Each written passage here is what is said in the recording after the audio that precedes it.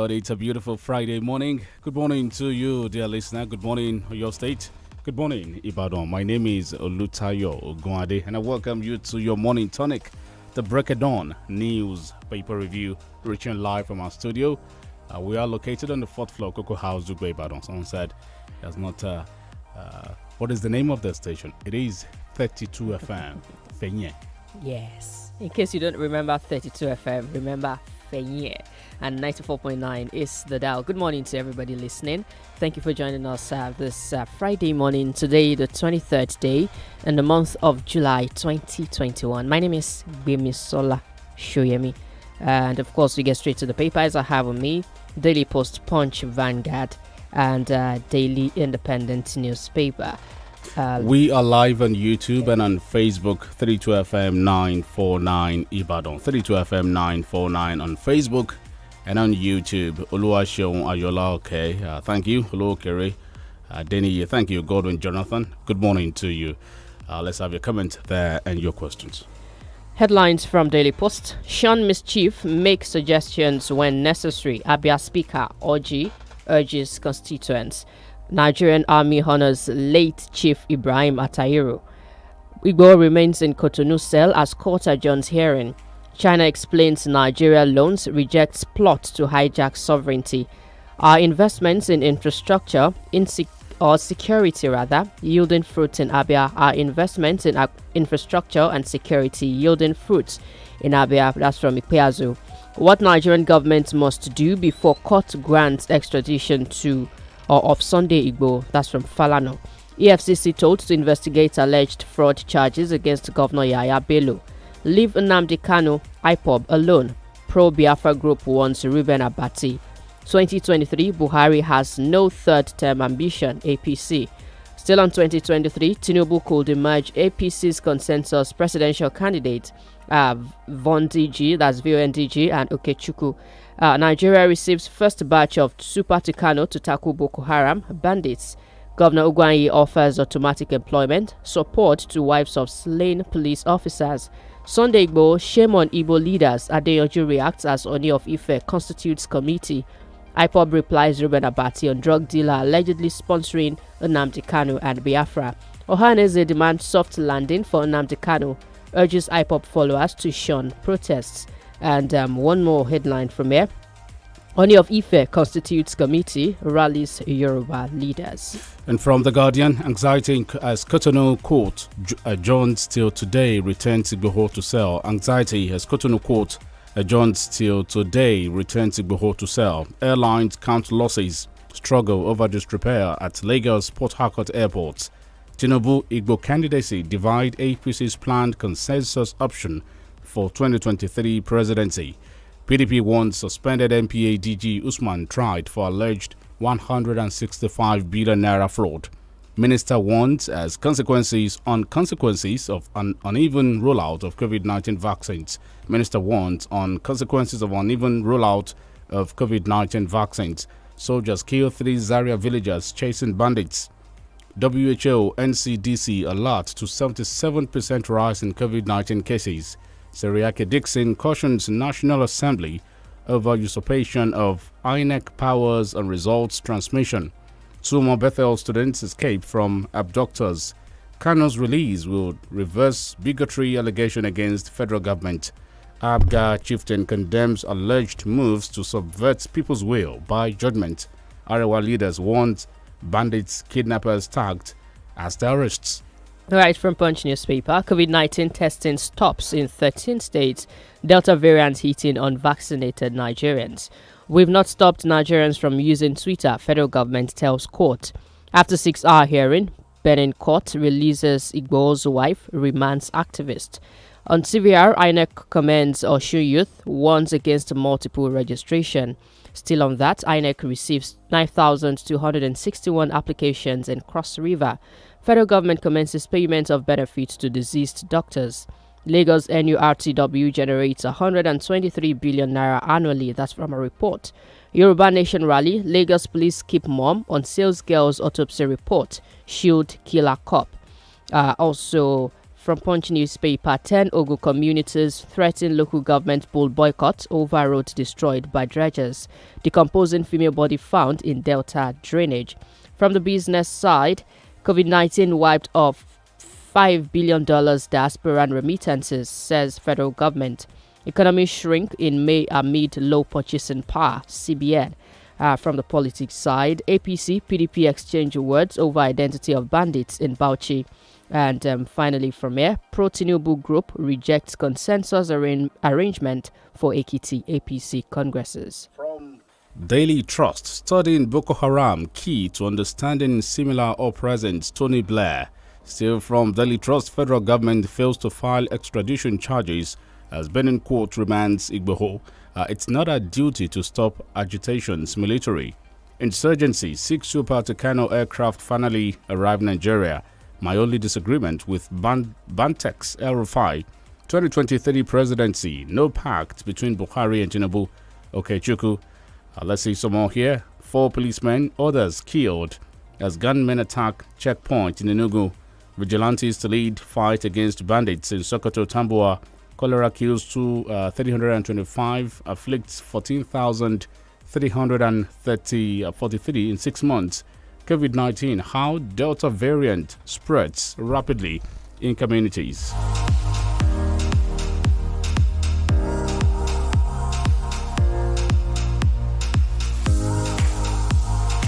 Let me take 2 more before we go to another paper. 2023, we won't impose presidential candidate. APC, COVID-19, how Delta variant spreads rapidly in communities. I took that earlier. We'll see another paper. Vanguard newspaper this morning, Just residents fume as Okada riders return to streets. Kaduna, 2 abducted Bethel Baptist students escape from captors, police. Also on COVID-19, 156 cases recorded in Akwa Ibom in 2 weeks. Osun government reopens Initial Central Mosque. Federal government commences payments of benefits to deceased doctors. Obaseki canvasses adequate funding of NSCDC in Edo State. Court dissolves 22-year-old marriage over abandonment. Reps want presidency, zonal coordinators to battle flood of the natural disasters. On 2023, Buhari has no third-term ambition, succession plan, APC. Let's turn pandemic into a blessing, Nakon boss. Also, medical experts decries death of ophthalmologists in Nigeria. On cholera, FCTA intensifies sensitization as death toll reaches 60. National Library boss highlights gains of ISBN online registration. Okay. And finally from here, 2 abducted students in Kaduna escaped from captors. Police, I took that earlier, so I'll take this one. Nigerians should copy the spirit of the Igbo man, Ikpeazu.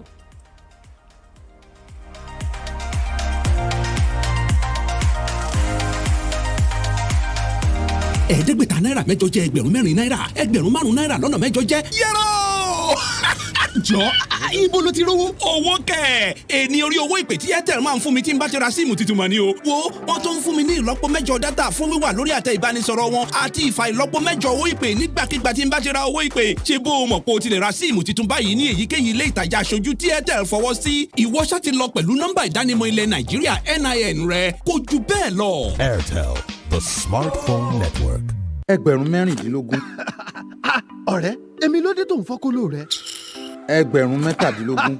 ọmọ dá mi lóhùn. lẹ́yìn nǹkan tó ṣe fún mi lọ́sẹ̀ tó kọjá yẹn èmi náà máa ra DSTV tèmi. ẹ ṣé torí náà ló ṣe wá ń ṣe àpamọ́ owó rẹ jọ. tó o bá ti gbọ́ yálà ẹgbẹ̀rún méjìdínlógún lé ní ọgọ́rùn-ún mẹ́fà náírà o lè ra DSTV tuntun fún ẹgbẹ̀rún mẹ́wàádínlọ́gọ́rùn-ún náírà. DSTV Biggie Goals promo ní gbogbo ohun tó fẹ́ ọ̀pọ̀ eré ìdárayá pẹ̀lú ẹ̀dínwó àrà ọ̀tọ̀. ní báyìí o lè ra HD decoder dish àtowó ìwòran oṣù kan ìpele DSTV compact fún ẹgbẹ̀rún mẹ́wàádínlọ́gọ́rùn-ún náírà. jẹ́ gbádùn ìkànnì ìwòran tó ju márùndínlógóje lọ pẹ̀lú eré ìdárayá bọ́ọ̀lù àfẹsẹ̀gbá tó kà màmá bíbí Naija, eré oníṣe WWE ìyẹn ìjà ike àgbáyé, martial arts ìyẹn eré ìdárayá tìpátìkúùkù àti bẹ́ẹ̀ bẹ́ẹ̀ lọ. yan ọ̀pọ̀ eré ìdárayá bí o bá ṣe fẹ́ lẹ́dínwó pẹ̀lú àǹfààní Biggie Goals promo fún ìgbà díẹ̀ láǹfààní yóò fi wá o kò ní pẹ́ tán. DSTV àkókò rẹ ni. Titan Farms, Titan Rice Nigeria. Homemade rice with good price. I don't want correct rice. We no get stone at all. Titan rice, better rice. Make you go buy your own. No. Titan rice. Oh yes, Titan rice is a non-mushy, non-sticky, and no-stone Nigerian-made rice. Titan rice is available for nationwide distribution. For inquiry, please call 0906 007 9714 or visit our website via www.titanfarms.org. You can also earn a fortune by investing with Titan Farms today and earn great returns on your investment. Incredible, isn't it? What are you waiting for? Visit our office today at Titan Farms House, opposite Motor Dealers Association car lot, Akala Express, off New Garage, Ibadan. Titan Rice, a product of Titan Farms. Better rice, I think you go buy your own. No. Titan Rice. Uncle Dentist, wetin be cavities and how Colgate take dey protect my teeth from cavities? Shey dey use comfort? No dear, na hole for teeth dey cause most tooth pain wey be cavity. But if you use Colgate Maximum Cavity Protection take brush every day, the confirmed formula go help keep natural calcium inside our teeth wey go protect them from tooth decay. Time don reach to upgrade to the world's most chosen toothpaste, Colgate, because Colgate locks calcium in. Now the Nigerian Dental Association, they recommend Colgate. Láti gòkè àgùnlà láyé èèyàn nílò ìtọ́sọ́nà ẹni tó mọ̀nà débi àṣeyọrí. FMH International HR àwọn ni gbajúgbajà akọ́ṣẹ́mọṣẹ́ iléeṣẹ́ alárinà tó mọ ojúlẹ̀jà bá ti ń tọ́ni sọ́nà finimọ̀nà nípa bí gbogbo òǹwáṣẹ́ ṣe lè pàdé àwọn òǹgbanisíṣẹ́ pàápàá jùlọ láwọn orílẹ̀-èdè tó wà lókè òkun. FMH International HR alábàáṣepọ̀ gidi ni wọ́n jẹ́ pẹ̀lú àjọ oníwádìí ìjìnlẹ̀ àgbáyé tá a mọ̀ sí United Nations Volunteer Research Group láti jùmọ̀ tọpinpin wàhálà táwọn ọmọlẹ́yìn kojú nídìí ìgbìyànjú ajé lọ sílẹ̀ òkèèrè. Ìyẹn ọ̀rọ̀ tó jẹ mọ́ international migration àti international labour activities. Ǹjẹ́ o tiẹ̀ mọ̀ pé o nílò ìmọ̀ tó jinlẹ̀ dáadáa nípa ìlànà à ń tẹ̀lé láwọn pápákọ̀ òfurufú tó fẹ́ gbà sọdá sílẹ̀ òkèèrè. Lọ́wọ́lọ́wọ́ bá a ṣe ń sọ̀rọ̀ yìí, United Nations Volunteer Research Group pẹ̀lú àjọṣepọ̀ FMH International HR ń ṣe research lórí ẹ̀dùn ọkàn àti ìpèníjà tẹ́ ẹ bá ní. Questionnaires táwọn òṣìṣẹ́ FMH bá fún yín lágbègbè yín lẹ́ ó ṣàlàyé ìrírí yín sí. Fún àlàyé lẹ́kùnrẹ́rẹ́ kàn sí wọn ní 3rd and 9th floor Cocoa House, Dùgbẹ̀, Ìbàdàn. Telephone 0817 4444 627 àti 08168737222. ẹ jẹ́ n sọ fún yín pa Zainab bọ́ba ti jí láàárọ̀ yóò kọ́ jẹun tó dáa yóò wá gbé pabambarì lé lórí Didion syrup of hemoglobin vitamin B12 ara ti mókùnù ọpọlọ ti jí pépé iṣẹ́ yá. lẹ́ òjò. káàárọ̀ Zainab ìdí nù ti fi máa pegedé lẹ́nu iṣẹ́ rẹ̀. jọ̀ọ́ bá náwó mọ̀wé hùn. àti pàápàá ń bi eré Didion syrup of hemoglobin ní èròjà vitamin B12 nínú tí yóò mú kọ́pọlọ àtara rẹ̀ ó jí pépé ní ìgbáradì fún àṣeyọrí tí ọ̀lẹ́gbẹ́ ń gbà gbogbo. mu ṣíbí méjì Didion péré lójoojúmọ́ pẹ̀lú ṣíbí lásán tàbí kọ́ pòpọ̀ pẹ̀lú ohun mímu ẹlẹ́rìndòdò tó o bá fẹ́ràn. ọ̀yá gbéra ńlẹ̀ bí akọni pẹ̀lú Didion. To be healthy, strong and active, I say. Take Didion. Didion syrup of hemoglobin vitamin B12 agbára tí ń roni lágbára ẹ kàwé pélébé inú rẹ̀. Babe, that girl must be using something. Hey, Berry, what kind of something? You to see how she's always smiling, displaying her 32. You're cuckoo right. I know her secret. I know what she's using. She uses it twice a day. Tell me her secret.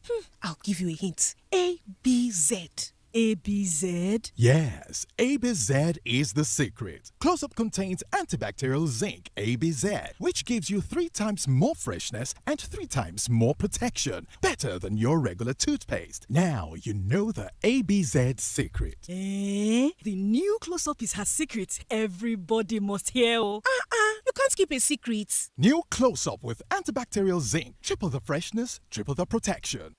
32 FM 94.9.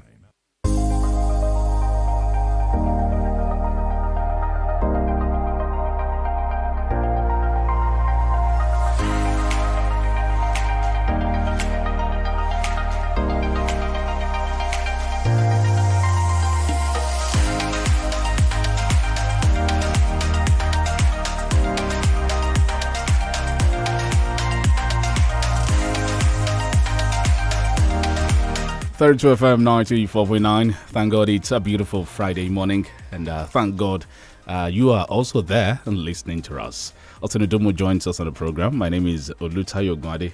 GBEMISOLA is right here. Good morning, Gbemi. Good morning once again. Otunudumu, good morning to you. Good morning, Tayo. All right. Good morning. Thank you. We see your comments on Facebook. Aziz Olawale, Rachel, Sunny Sunday, ST Boy, and Motrayo Rachel, Oluwaseun Ayola. Okay, go on YouTube and on Facebook We are live, 32FM 949. Drop your questions for the analyst. Drop your comments or general assessment on the wall there. And you can also subscribe to our page. Once again, let's go straight to the papers. What do you have there, Bimi? Well, I think we should just start from Sunday Igbo's stories. It's everywhere on the dailies today because yesterday his wife was released and he's still in the custody and he will also appear in court today again. So this is one other development that I have from Daily Post. Oni of Ife constitutes committee, rallies Yoruba leaders. The Oni of Ife, Obadeyeyeni Tongunwusi, has constituted a 28-man committee to brainstorm on the issues surrounding the arrest of Sunday Adeyemo. Daily Post recalls that Igbo has been at the forefront of agitation for self-independence for Yoruba ethnic group in the last few months. The Oni of Ile-Ife, who is one of the first-class monarchs in the southwest Nigeria, has, however, set up a committee to look into the matter. The committee is made up of prominent southwest leaders. Oni of Ife constitutes committee, rallies Yoruba leaders. As it stands, people are passing comments on the street that it looks like Yorubas are gradually stepping away from the agitation, especially stepping away from the case surrounding Sunday Igbo. Could that be true? Of course, it's not entirely true. But you also discovered that there are some elements of truth in that particular statement. We must first of all realize that not all the Yorubas are in for the agitation in the first place, especially the political elites, the political leaders in the southwest are never really subscribed to secession. On one hand, they believe that it may not see the light of the day. On the second thought too, they are also looking at the fact that they are benefited so much in terms of political opportunities and power from the Nigerian state, despite the fact that the current Nigerian structure is not being beneficial to larger percentage of the populace, which fall within the category of the masses, most especially. Oni of Ife must be commended for this latest development, trying to bring people together to look at the plight of Sunday Igbo. You know, Iyinaya Abaribe granted an interview, I think about 2 days ago or 3 days ago. He said emphatically and repeatedly that if the same conditions at that time were available again for him to stand shorty for Nnamdi Kanu, he would do that over and over again. He continued to mention the fact that he is our son. You understand? So we cannot deny the fact that Sunday Igbo is our son. So it is not good that we just allow or we throw the baby away with the bathwater, irrespective of the agitation. Don't also forget the federal government should redirect its energy at addressing some critical issues that give birth to this agitation. The reason why particularly this morning I'm commending the Oni of Ife is that there was an issue between him and Sunday Igbo sometimes ago, wherein he said some things that he shouldn't have said to the category of the caliber of Oni of Ife. He later retracted. You know, for some people, they will hold that against him and say, after all, he has offended them, so that served him right. But despite that, the traditional ruler had to still come together and say, whether we like it or not, this is our son. We are going to make case for him. We are going to look at the possibility of making the federal government to also address the issue, because it shows that one of the greatest crime, or perhaps the greatest crime in the country now, is separatists and secessionists, which shouldn't be, because certain occasion, certain forces give birth to some of this clamor and some of this agitation, and we want the federal government to exercise caution. There was good news yesterday.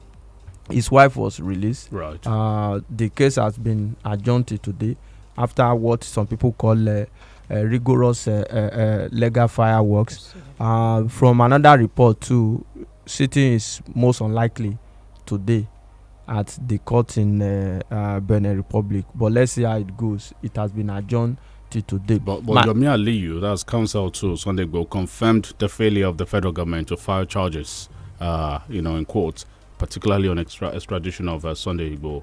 See, the federal government had to show cause. Apart from showing cause, they need to prove their case beyond reasonable doubt. This Sunday Igbo's case does not fall within the purview of political fugitive. Because if you look at the extradition treaty and the Africa Treaty on human and people's rights, you discover that once it has to be like a political persecution, if there is element or likelihood of being biased or not being able to get fair and adequate justice, it shows that the host country where the arrest was made may not release for that particular purpose. But I think the federal government is also relying on ECOWAS treaty for 1999 or 1994 or so. So let's see how all of this go. But the truth of the matter is that the federal government must follow due process. I think on Monday or Tuesday or so on this platform, I did say there was no connection at all, no basis for the federal government to hold on to the wife or those who have arrested him to hold on to the wife. Yeah, so now I think that is a welcome development that the wife has been discharged. So let's see how the case go. It shows that Benin Republic is a country that respect law. You know, they have tighter policy in terms of security. So they are not just like a country that will put him in a bus and transport him back to the country. But the federal government is making frantic effort since the Buratai plot did not work. So now it has to be on a legal basis. If he must face charges at all, at the end of the day, he could be granted bail and made to face charges in that particular country. But the issue of extradition, I think it is still very slim for the federal government now. It depends on how they are going to prove their case. Now, the Eastern Intellectual Coalition has said that releasing the leader of the indigenous people of Biafra, IPOB, Nnamdi Kanu, unconditionally will reverse allegations of ethnic and religious bigotry leveled against President Muhammadu Buhari-led federal government. Well, I don't think the federal government can release Nnamdi Kanu conditionally. Condition could still be attached. But what I want the federal government to do is to look at the possibility of addressing some of this agitation. You know, that Nnamdi Kanu has been arrested, that Igboho has been arrested, that does not now mean that all is well with the Nigerian structure. That's the truth of the matter. Let the federal government direct its concerted effort and energy at addressing the socio-economic problem of the country. I told you on Tuesday that what the federal government seeks to achieve by all of this is to achieve peace without justice. And when you pursue peace without justice, it's going to amount to building something or nothing. So let the federal government, Mr. President most especially, prove beyond reasonable doubt that, all the series of allegations, unfortunately the government has not been able to prove that, because 6 years down the line has grossly shown that President Muhammadu Buhari has badly managed our diversity as a country. So how he will redeem that particular image and change the narration, I don't actually know at this particular point in time. So that group is coming out and say, release Nnamdi Kanu. There are some other people, and there is also this insinuation that if we can track Nnamdi Kanu, if we can track Sunday Igboho, how come it's so difficult to track bandits that now has the capacity to bring down an Alpha jet aircraft? So this is what we are looking at. So it looks as if when some people commit crime, we treat them with kid glove. When we perceive that another group of people, don't forget, these are not criminal offenses. You understand? That is what the Cotonou court will establish in the case of Sunday Igboho, that Sunday Igboho is not a criminal. He's more or less like a political fugitive. So you can't just treat him like a common criminal. Meanwhile, we have some other criminal elements within the society that are terrorizing the Nigerian state, that are holding Nigerian state at the jugular. And the federal government has not really shown enough commitment to deal with the situation. And some people are already insinuating, how I wish, is it almost like the same thing? Because we have a federal government that is mustering courage to deal with certain people based on where they come from. And it shouldn't be. The president should represent the Federal Republic of Nigeria, irrespective of where it comes from. So for me, this group has come out to make the point. Like I also said, Nnamdi Kanu, based on the charges level against him, it is the court that can release him unconditionally. Well, any insight to the offenses leveled against Sunday Igboho in court yesterday? The offenses leveled against Sunday Igboho, I think one of the latest offenses is that prohibited firearms have been found in his. No. I mean in Cotonou now, not Nigeria. No. The Cotonou court. What the Cotonou court would do is to look at the basis of extradition, whether or not he has committed an offense that will warrant him be extradited. Because the 4 countries that signed that particular treaty, they excluded political fugitive. I don't know whether you understand the point. If it's a criminal offense, what they have said is that they will extradite. But if it's based on political fugitive, remember the cross-border criminal the other time?